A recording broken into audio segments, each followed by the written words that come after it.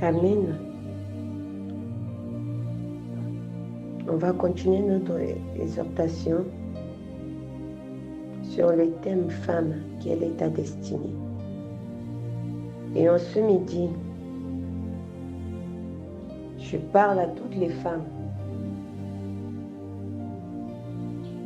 qui veulent changer leur vie, qui veulent changer leur identité. Alléluia. Et ce midi, nous allons parler d'une femme qui a changé sa destinée. Sans tarder, nous allons prendre notre livre dans le livre de Josué 2. Nous allons lire, nous allons parcourir un peu cette verset afin de voir ce que l'Esprit de Dieu nous emmène à comprendre dans ce passage. Je lis la parole. Josué, fils de Nun, envoya secrètement de Chittim 2 hommes pour espionner, en disant « Allez examiner le pays de Jéricho ». Ils y allèrent, se rendirent à la maison d'une prostituée nommée Rahab et y couchèrent. Mais la femme, verset 4, mais la femme avait pris les 2 hommes et les avait cachés. C'est vrai, dit-elle. Ces hommes sont venus chez moi, mais je ne savais pas d'où ils étaient. Or, elle les avait fait monter sur la terrasse et les avait cachés sous les tiges de lin qu'elle avait déposées. Verset 9. Elle leur dit, je sais que Yahvé vous a donné ce pays que vous faites encore terreur, et vous et tous les habitants du pays ont été pris de panique à votre approche, car nous avons appris que Yahvé avait mis à sec devant vous les eaux de la mer, des roseaux, et à votre sortie d'Égypte,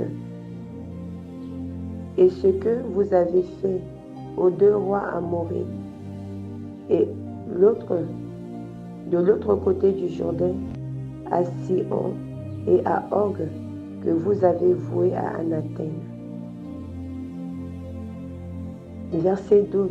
Jurez-moi donc maintenant par Yahvé, puisque je vous ai traité avec bonté, qu'à votre tour vous traiterez avec bonté la maison de mon père, et m'en donnera ainsi loyal, que vous laisserez la vie sauve à mon père et à ma mère, à mes frères, mes sœurs, et tous ceux qui leur appartiennent, et que vous persévérez de la mort. Verset 16. Allez vers la montagne, leur dit-elle, de peur que ceux qui vous poursuivent ne vous retrouvent. Cachez-vous là pendant 3 jours, jusqu'à retour de ceux qui vous poursuivaient, et puis allez votre chemin. Amen. Verset 18. À votre arrivée dans le pays, à notre arrivée dans le pays, tu attacheras le corde et le fil écarlate à la fenêtre par laquelle tu nous as fait descendre, et tu rassembleras auprès de toi, dans la maison, ton père, ta mère, tes frères et toute ta famille. Amen. Ici, dans cette parole, quand Josué et les troupes israéliennes, ils poursuivaient leur chemin pour aller à la terre promise que Dieu leur avait promis. Arrivé devant Jéricho, le roi de Jéricho ne voulait pas les faire passer. Amen. Alors ils ont campé face à Jéricho. Et Josué a envoyé 2 espions. Ces espions sont partis rentrer à Jéricho. Mais ils ne pouvaient pas rentrer comme ça. Alléluia. Parce que le roi aussi savait qu'il y avait les ennemis qui étaient en face. Il fallait qu'il rentre chez cette femme. Rahab. Cette femme recevait des gens parce que dans cette parole, cette femme avait une étiquette. Le monde l'avait mis une étiquette. Et le Bible a bien mentionné que cette femme était prostituée. Amen. On n'a pas dit ils sont rentrés chez Rahab. Une femme, mais on a bien précisé qu'ils étaient rentrés chez une prostituée. Son nom de Rahab est venu après. Elle avait une étiquette. Le monde l'avait collé une étiquette. Si vraiment cette femme avait choisi d'être prostituée, je pense que Dieu n'avait pas permis que les troupes, ces guetteurs-là, pouvaient rentrer chez elle. Mais je pense que c'était pas son envie d'être prostituée. C'est peut-être la circonstance de la vie qu'elle menait à Jéricho. Mais dans Jéricho, on l'a collé une étiquette. Les gens de Jéricho n'avaient pas appelé cette femme simplement Rahab. Ils ont mis une étiquette. À cause de l'étiquette que cette femme a portée, sa porte était ouverte et ces 2 hommes sont rentrés chez elle. Amen. Ces 2 hommes sont rentrés chez elle à cause de cette étiquette. Il y avait beaucoup de femmes dans Jéricho. Mais l'étiquette que le monde l'avait donnée a fait que cette femme a reçu ces 2 espions à l'issue de toute Jéricho. Alléluia.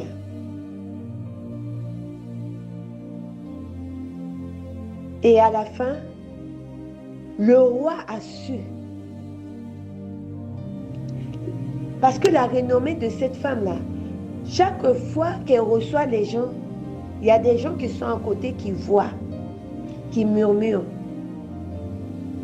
Amen. Qui parlent sur elle.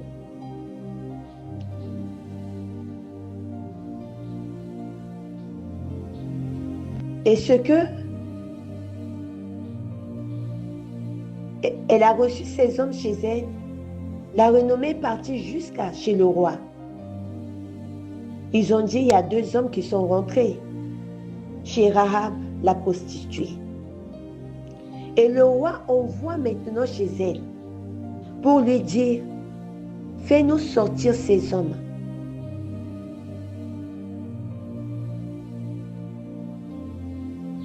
Les peuples de Jéricho voyaient Rahab comme une prostituée.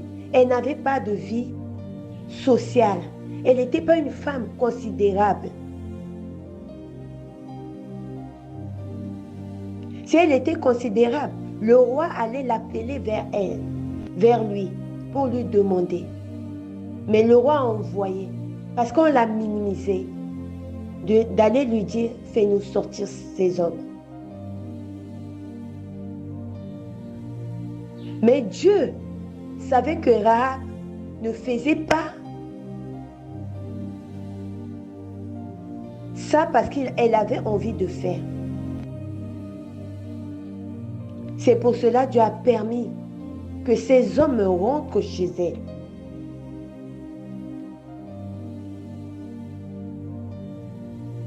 La société n'a pas donné à Rahab l'identité qu'elle devait avoir. Et Dieu va l'utiliser afin de sauver sa vie, de sauver son identité à elle. Alléluia. Le roi a envoyé. Qu'est-ce que Rahab a dit? Ces hommes, oui, je les ai reçus. Comme vous tous dans le pays, vous savez que c'est ce que je fais. Je les ai reçus chez moi. Mais ils sont partis. Je ne sais pas d'où. Je ne les connais pas. Amen.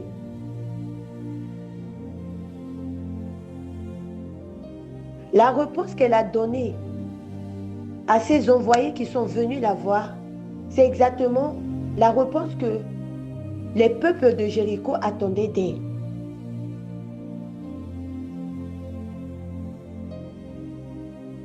On ne l'a pas traitée comme une femme sage, une femme intelligente. On l'a traitée comme une bonne à rien. Alors parfois,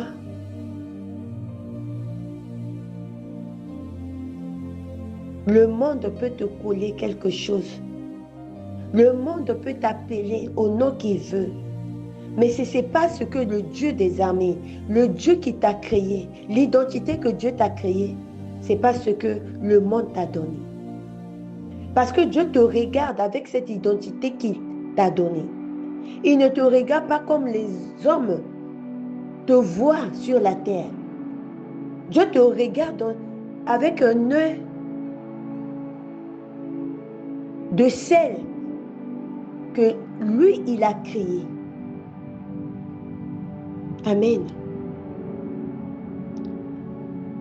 L'intelligence que Dieu a donnée à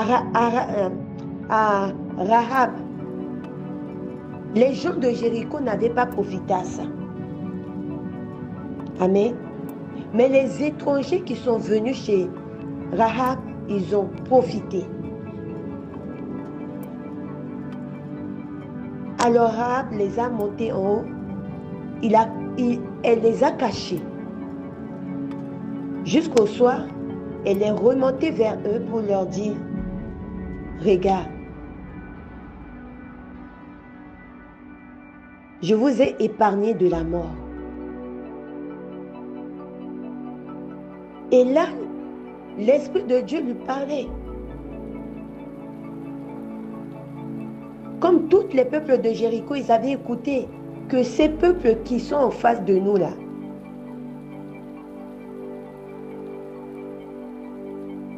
ils sont sortis d'Égypte. Mais avant d'arriver ici, leur renommée a répandu partout. Jéricho était déjà en panique en face de ce peuple. Et là, Ra, maintenant, elle s'est levée. Alléluia. Parlez à ces deux hommes. Je vous ai épargné de la mort, mais souvenez-vous de moi et de ma maison, de mon père, de ma mère, de mes frères et sœurs. Là, on ne parle plus de Rahab toute seule. On parle de toute sa famille. Amen.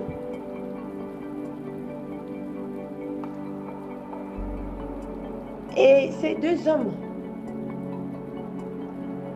ils étaient livrés à la mort. Mais par cette femme, ils ont eu la vie sauve. Et dans le verset 17, le serment a été établi en ce moment.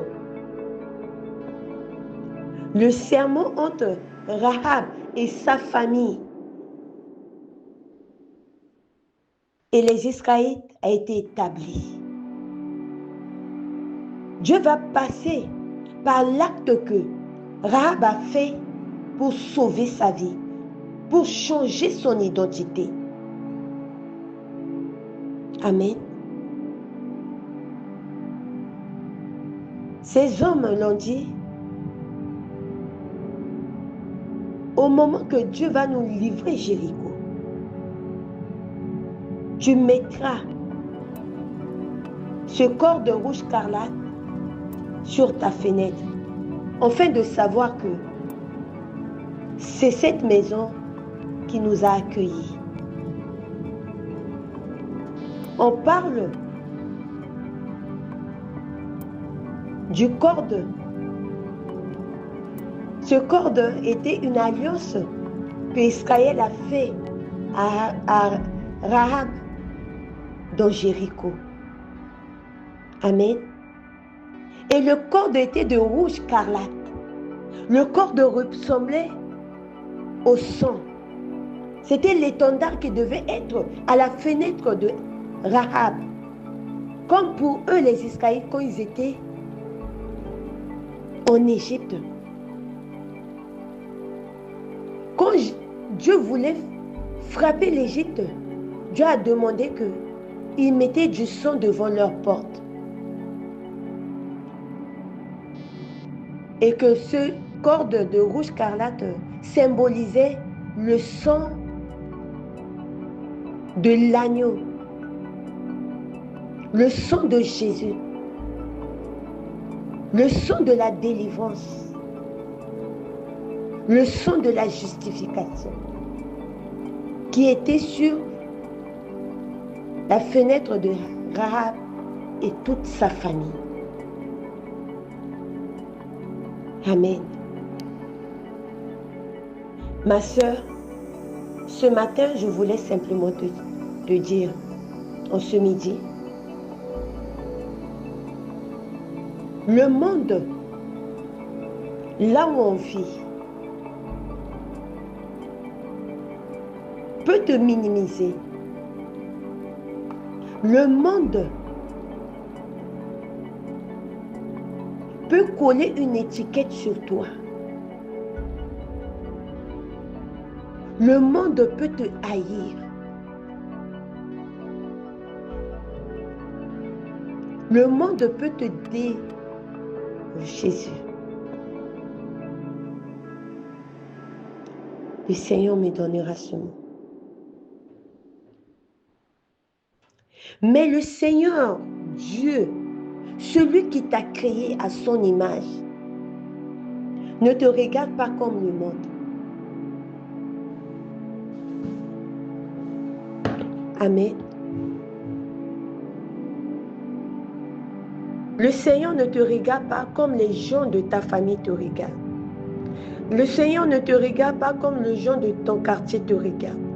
Le Seigneur ne te regarde pas comme les gens de la ville là où tu te trouves te regardent. Le Seigneur te regarde parce qu'il t'a fait à son image. Parce qu'il a mis en toi quelque chose. Mais parfois, c'est nous qui étouffons ce que le Seigneur nous donne. Parfois, nous avons pris l'identité qui peut nous sauver la vie.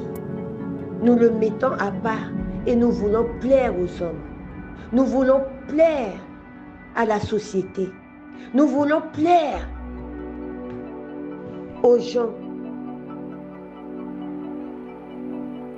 Mais malgré nous avons fait tout pour plaire au monde, le monde ne nous aime pas. Amen. Si Rahab avait accepté simplement l'identité que Jéricho l'avait donnée, elle avait livré, amen, ces deux hommes, et sa vie n'allait pas changer. Parce que quand Israël est rentré à Jéricho, Israël a tué tous ceux qui étaient dans Jéricho, mais il a sauvé la vie Rahab et sa maison, son père, sa mère, ses frères et sœurs. Ils sont rentrés parmi ceux que le Seigneur a choisis pour la terre promise. Elle est rentrée parmi ces peuples. Celle qui a été condamnée même dans son propre pays.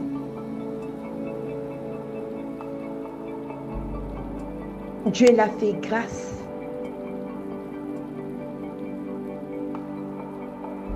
Parce que cette vie-là, je suis sûre qu'au fond d'elle, elle n'aimait pas cette vie. Mais elle était obligée de le vivre. Parce que la société l'a mis dans cette vie-là.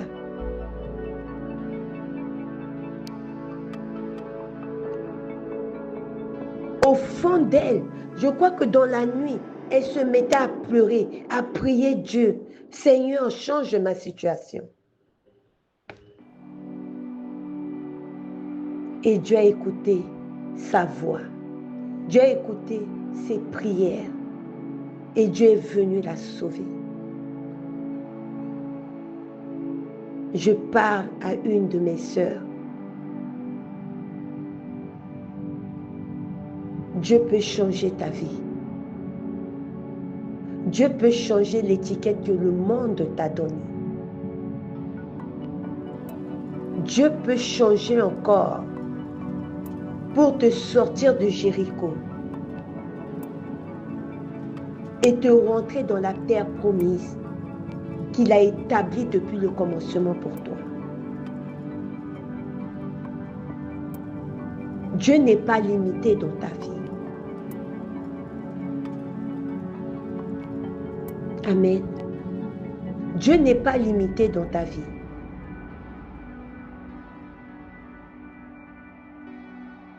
Dieu, il est Dieu.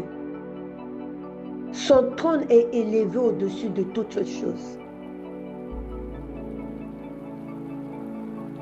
Si tu élèves ton Dieu dans les hauteurs, à la dimension de ce que toi, tu veux le mettre, il se souviendra de toi. Il se souviendra de ta vie. Il se souviendra de ton situation. Il se souviendra de ta famille, de tes frères, de tes sœurs.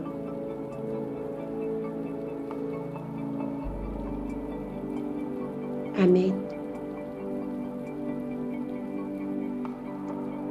Rahab a été condamné. Et avec toute sa famille à la mort. Parce que les Israélites étaient rentrés pour tuer, pour détruire Jéricho. Mais son cœur l'a sauvé. Et son cœur a sauvé toute sa famille. Je pars à Rahab ce matin. Je parle à une sœur qui veut changer sa vie. Je parle à quelqu'un qui se dit, cette vie-là, c'est pas ma vie. C'est pas ce que Dieu avait dit sur ma vie. Parce que quand Dieu t'a mis dans le ventre de ta maman, il avait des projets pour toi. C'est des projets de paix. Il avait des projets pour toi, ma soeur. Dieu ne t'avait pas mis dans le ventre de ta mère pour te condamner à quelque chose. Sinon, il n'est pas Dieu.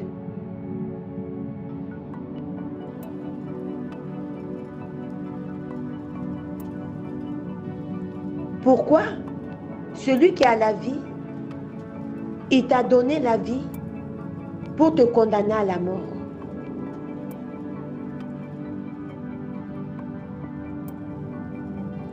Mais c'est à toi cette midi de chercher en toi ce que Dieu a mis.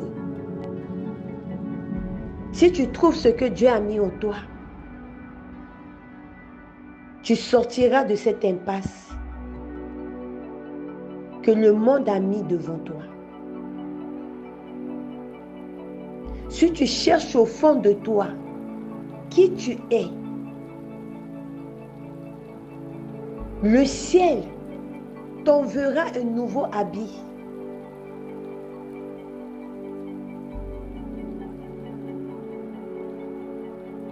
Un manteau nouveau pour venir t'habiller et déchirer celle que le monde t'a mis.